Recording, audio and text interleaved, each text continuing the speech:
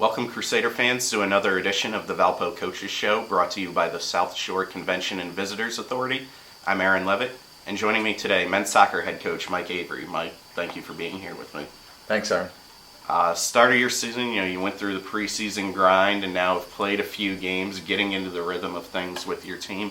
I'd like to start first with your scheduling this year. Obviously, incorporating a lot of newcomers into this group, but you do have a lot of experience returning.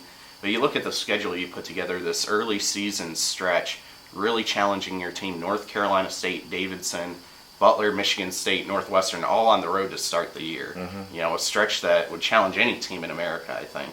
What is it about this group of games that you wanted to challenge your team with? What are you looking for them to accomplish by going through the stretch of games to prepare them for Horizon League? Yeah, sure. I think the idea behind the schedule is that we're trying to play the best teams in the country. We want to be a team that not only can win the Horizon League championship, and we've got some work to do that, but that's what we're trying to do. But we want to get to the NCAA tournament and then play deep into the NCAA tournament. And so those are the kind of games that you're going to face if you do get into the NCAA tournament. Is you're going to get on the road, you're going to play it in the Big Ten, you're going to maybe get drawn out to the ACC. And so we've had a chance early in the season to see what those environments are like, what the venues are like. Our team has done that over the last couple of years. We always do well in those games. And so I thought, why not do it again this year? I think the guys get excited by these games. That's part of the reason that they come here. We sell them on this great academic experience, small college experience, with the opportunity to play big-time athletics. And that's what they come for. And so we're excited. We started last weekend in North Carolina, had two very good games. NC State had an RPI of 34 last year, and they have the top-rated recruiting class coming in, and we stood toe-to-toe with them for 90 minutes plus the extra time. And so I think we're showing ourselves and then showing everybody else what we're capable of, and hopefully that will continue. We have a tough stretch ahead, but hopefully that will continue. You mentioned the North Carolina State game, also at Davidson, the opening weekend, two scoreless double overtime draws and good soccer environments. Looking back over the years, really a lot of the games you've played in these big-time environments against major conference teams, you've come out and been able to post clean sheets or maybe just give up one goal. And obviously you've had a number of very talented goalkeepers in your time here. But obviously it takes more than that to put together a clean sheet. What is it about your philosophy, your coaching style, that allows the team to be so strong defensively? Yeah, I do think that we spend a lot of time coaching the defensive side of the game. Our organization is always very good. We have a good philosophy on how we're going to play. And also we're able to keep the ball pretty well as a team. And I think that takes pressure off of our backs, is when we can go long stretches and not just defend for 90 minutes. And so I think those are the things that contribute. But it starts with what you started the question with, is that we've had very talented kids that are playing not just in the goal. We've got three very good goalkeepers on our roster right now. But also across the back, sitting in the midfield, deep in the midfield. And then a commitment of all 11 players on the field to defend as a group. That's the modern game. It's how the game is played now, and I think we're doing a good job with it again so far this year. We gave up a lot of shots against North Carolina State. Not as many against Davidson, but still quite a bit. But most of those were from distances and outside of our block, and I don't think that they got in behind us, but maybe once or twice in the game. And in those times, our keepers stood up big and did what they had to do.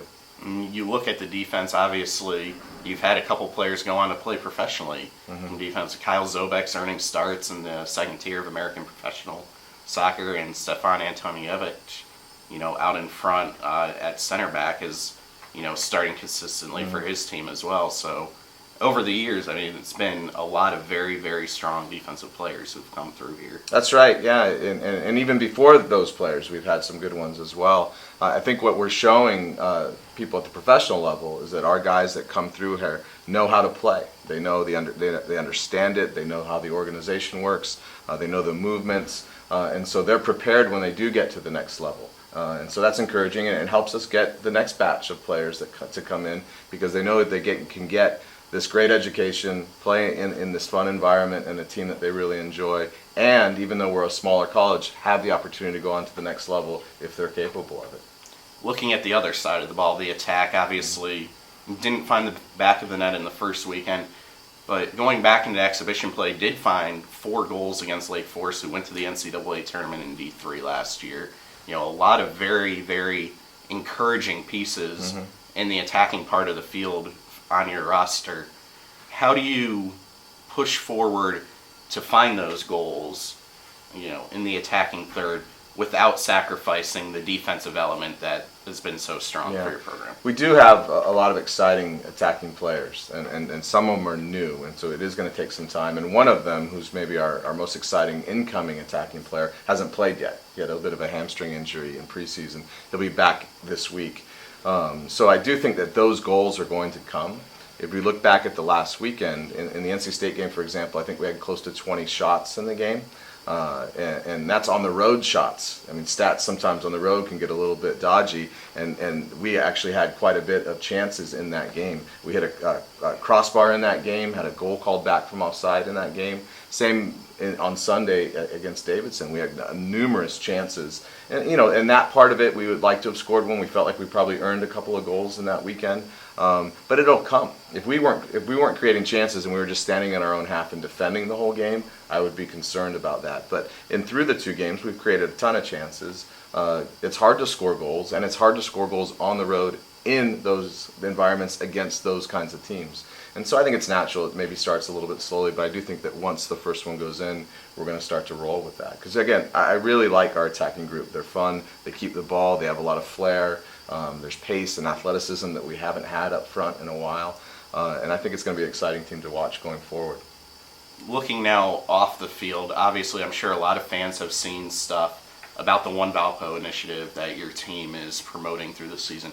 Do you want to just quickly, in about a minute or so, talk about that, why it's important to your program? Yeah. I've talked about this quite a bit in the last week. It's been really exciting. We have, in the last week, seen a lot of momentum gained from this initiative. And basically what it is, it's a diversity campaign, and not just diversity, but inclusion. And it's an idea that we have this wonderfully diverse team here on this campus. How are we going to celebrate it? And then also, how do we have the discussions that come up inevitably when you bring people from different places together? And so we've gone about and we started to share this message around campus, around our community, and the feedback has been tremendous. So we've had other athletic teams jump on, our football team, our women's volleyball team, our women's soccer team. I know that there are many others that are going to be doing so in the near future. We've had individuals jump on. I spoke to the fraternities, to the sororities. They're all on board. So I think it's really going to blow up here in a big way on our campus, and then hopefully even beyond. Every game that we've played, the 2 home and the 2 away, I've talked to the opponents. All 4 teams were really happy to sign on as well. The teams that we have this coming week are also going to sign on. And so it's a really exciting thing. That it's just a positive message. It's one that's timely when you read the news. And I think that we're, just as a maybe a centerpiece of it, because our team is so diverse, we can shine a little light on that and say, look, here we are. We're all together. We all represent Valpo. And we're excited to be here. And so hopefully we'll see it grow all throughout the year. And I know that our marketing department's doing a great job at it, at helping us get the message out. And we hope that people that are watching this, if you want to learn more about it, visit our Facebook page or send us a message through one of the social media sites, or email us at soccer@valpo.edu, and we'll get you the promise in a text, and you can look at it and hopefully join us. You can find all the stuff relating to the One Valpo initiative. Simply Google One Valpo. You find the One Valpo landing page. On the athletics website, all the videos, all the tweets. Page is growing every day. It's great to see all these different groups on campus joining up and hopefully expand beyond campus in the very near future. Yep, absolutely. The Crusaders continue their 5-game road trip this week at Michigan State on Thursday, and then next week at Northwestern. For all your men's soccer news, follow at VUMSO on Twitter, like Valpo Men's Soccer on Facebook. For all your athletics news, at Valpo Athletics on Twitter and Valpo Athletics on Facebook. Mike, thank you for joining me. Good luck as this road trip continues. Yeah, thanks, Aaron. This has been the Valpo Coaches Show, brought to you by the South Shore Convention and Visitors Authority. Until next time, I'm Aaron Levitt. Go Crusaders.